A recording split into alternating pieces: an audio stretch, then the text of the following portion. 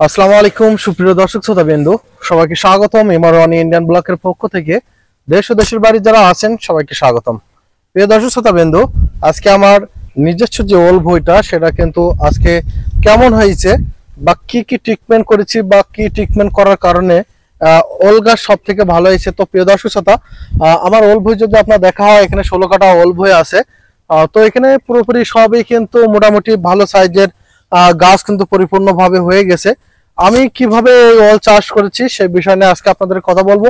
তো প্রিয় দর্শক শ্রোতা, ওলের এভরিথিং ভিডিও কিন্তু ছোট থেকে চাষ করার থেকে আমার সব ধরনের ভিডিও কিন্তু করা আছে। তার মধ্যে কিন্তু আমি আজকে আপনাদেরকে বলবো যে ওল গাছ চাষ করার জন্য সব থেকে যে পদ্ধতিটা অবলম্বন করতে হবে বা কি কি সার দিতে হবে বা জমির কি কি পরিচর্যা করতে হবে সেইগুলো নিয়ে সেই বিষয় নিয়ে আজকে কথা বলবো।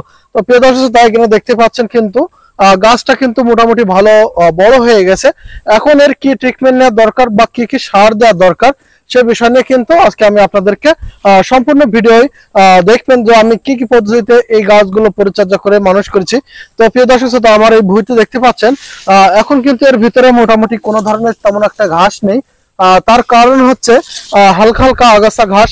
তো যখনই আমি ওল গাছটা চাষ করছিলাম তখন কিন্তু আমি এভরিথিং ভুঁইটা কিন্তু পরিষ্কার রাখছিলাম। এখন কিন্তু বর্ষার সময় হওয়ার কারণে কিন্তু গাছ কিন্তু প্রচুর পরিমাণ ঘাসগুলো কিন্তু সামা ঘাসগুলো অতিরিক্ত হয়। তো এই গাছগুলোর জন্য ট্রিটমেন্ট করার জন্য বা ওল বড় করার জন্য 5 কেজি 10 কেজি এভরিথিং চাকি ওল ভালো বানানোর জন্য বা দেখা যাচ্ছে যে আপনার এখানে 16 কাটা ভুঁই আছে। তো প্রিয় দর্শক শ্রোতা, দেখেন এখানে সব ধরনের গাছ আছে, চাকি ওলের থেকে এভরিথিং যে গাছগুলো আছে সব গাছগুলো কিন্তু এখন মোটামুটি ভালো সাইজের আছে। তো এর এখন আমাদের কি কি পরিচর্যা করতে হবে সেই পরিচর্যাগুলো হচ্ছে আপনার ভুঁইটা সুন্দর করে পরিষ্কার রাখতে হবে যাতে গাছের জোরটা বাড়াতে পারে বা ফলটা নিচে যে ফলের হলে পুষ্ট হয় বা গাছে বড় হয়। এর জন্য যদি আমরা যদি ভুঁইটা পরিচর্যা না করে সুন্দর করে পরিষ্কার না রাখি তাহলে কিন্তু আপনার হচ্ছে গাছে কিন্তু ফল ভালো হবে না বা বড় হবে না। তো এখানে দেখতে পাচ্ছেন কিন্তু গাছগুলো খুবই সুন্দরভাবে সতেজ আছে। তো আমি এই গাছের জন্য যেই যে কাজগুলো করেছি, আমি প্রথমত 2 থেকে 3 বার কিন্তু এই গাছগুলো সুন্দর করে নিড়ে দেওয়ার পরে কিন্তু গাছগুলো দেখতে পাচ্ছেন সব গাছ কিন্তু বেড়ে গেছে। এখন যে সামা ঘাসগুলো দেখতে পাচ্ছেন এখানে যে বেরোইছে, এই সামা ঘাসের জন্য আপনাদের যে কাজটা করতে হবে, এখন নতুন যে গাছটা নতুন যে বীজটা বেরোয়েছে সেটা হচ্ছে আপনার বিরাসটা এমন একটা তেল যে এই সামা ঘাসের জন্য এভরিথিং যে ঘাসগুলো আছে আগাছা আছে, এই বিরাস তেল কি করতে হবে এখন স্টেপে আমি আপনাদেরকে দেখাবো।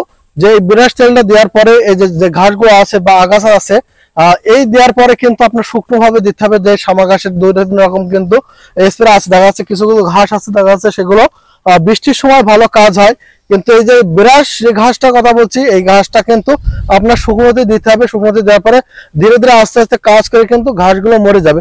তো আমি এখন আমার এই ভুঁড় কিন্তু যে প্রচুর পরিমাণ যে ঘাস দেখতে পাচ্ছেন মোটামুটি হয়েছে আবার বৃষ্টির কারণে। তো এখন এর জন্য যে গাছের কিন্তু পুষ্ট করতে হবে বা ঘাসের জন্য কিন্তু গাছ কিন্তু ততটা বড় হচ্ছে না বা গাছ কিন্তু ডাউন হয়ে আছে। তখন আমাদের এখন কি করতে হবে, এই পরিষ্কার করে মানে দেখা যাচ্ছে যে এত পরিমাণ ঘাস হয়ে গেছে এখন কিন্তু সেইভাবে পরিষ্কার করা সম্ভব না। এখন এর একটা কাজ আছে যে এই ব্রাশ তেলটা ব্যবহার করার পরে আপনারা আবার এই গাছের যেই ট্রিটমেন্ট গুলো করবেন সেটা হচ্ছে এখানে আমি দিয়েছিলাম কিন্তু ঢাবার ইউরিয়া 2টা সার দিয়েছিলাম। এর আগে চাষের সময় যে সারগুলো দিয়েছিলাম, আমি চাষের সময় দিয়েছিলাম হলো টিএসপি, পটাশ, ইউরিয়া, দেখা যাচ্ছে আপনার জৈব সার, এই বিভিন্ন ধরনের ক্যালসিয়াম সারগুলো এগুলো কিন্তু দেওয়া হয়েছিল। এখন আমার যে কাজটা করতে হয়েছে, আমি কিছুদিন আগে মাসখানিকে 15-20 দিন আগে যে সারটা দিয়েছিলাম সেটা হচ্ছে ঢাবার ইউরিয়া। এখন এই গাছের জন্য যেই 4টা সার আছে এই 4টা সার যেভাবে দিতে হবে সেটা হচ্ছে এখন টিএসপি আর ইউরিয়া সাময়িকভাবে অল্প কিছু দিতে হবে। দেওয়ার পরে কিছুদিন পর যখন ঘাসগুলো মরে যাবে টিএসপি ইউরিয়া দেওয়ার পরে যখন গাছে কিন্তু জোর আসবে সেই সময় কি করতে হবে, সেই সময় কিন্তু টিএসপি ইউরিয়া শেষ করার পরে দস্তা আর ইউরিয়া সারটা ব্যবহার করতে হবে। যখনই আপনার দস্তা আর ইউরিয়া সারটা ওল গাছে দেওয়া হবে তখনই কিন্তু ওল গাছ বাড়তে সুবিধা হবে বা গাছের কালারটা সুন্দরভাবে ফিরে আসবে আর গাছ হবে মজবুত সুন্দর। যদি আপনারা এইভাবে চাষ করেন বা যে পোড়াগুলো আপনারা পোড়া স্প্রে করবেন না, কারণ পোড়া স্প্রে করলে কিন্তু গাছের সতেজতা নষ্ট হয়ে যায়, গাছ কিন্তু বাড়তে সুবিধা করে না, গাছ কিন্তু সোপ খেয়ে যায়। তো আপনারা অবশ্যই যেভাবে চাষ করবেন সেটা অবশ্যই আপনাদেরকে লক্ষ্য রাখতে হবে যে টিএসপি ইউরিয়া কোন সময় দিতে হবে, ঢ্যাব ইউরিয়া কোন সময় দিতে হবে, বা টিএসপি পটাশ। এখন কিন্তু ওলের যে সময় আছে বড় বড় হয়ে গেছে, এখন কিন্তু পটাশ সার এই গাছে কিন্তু খাটবে না। তো প্রিয় দর্শক শ্রোতা, আপনারা যদি ওল সঠিক পদ্ধতিতে চাষ করতে চান তাহলে কিভাবে চাষ করবেন, কি কি জানতে হবে অবশ্যই আমার ডিসক্রিপশন বক্সে কমেন্ট করবেন, বা কোনো পরামর্শ লাগলে অবশ্যই আমার কাছে জানবেন যারা ওল চাষ করেছেন। আমার বিভিন্ন ধরনের আমরা কিন্তু এখানে চাকি ওল দিয়ে বড় ওল দিয়ে সব ওল চাষ করি। তো প্রিয় দর্শক শ্রোতা বিন্দু, আপনারা সঠিক পদ্ধতিতে বা সঠিক নিয়মে যদি চাষ করতে চান এইভাবে ওল চাষ করবেন। কি কি সার দিতে হয় এটাও কিন্তু আপনাদের বলে দিছি।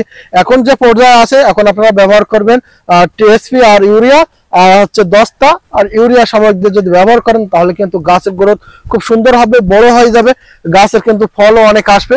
তো প্রিয় দর্শক শ্রোতা, আজকে এই পর্যন্ত শেষ করছি। সবাই ভালো থাকবেন, সবাইকে ধন্যবাদ। আসসালামু আলাইকুম।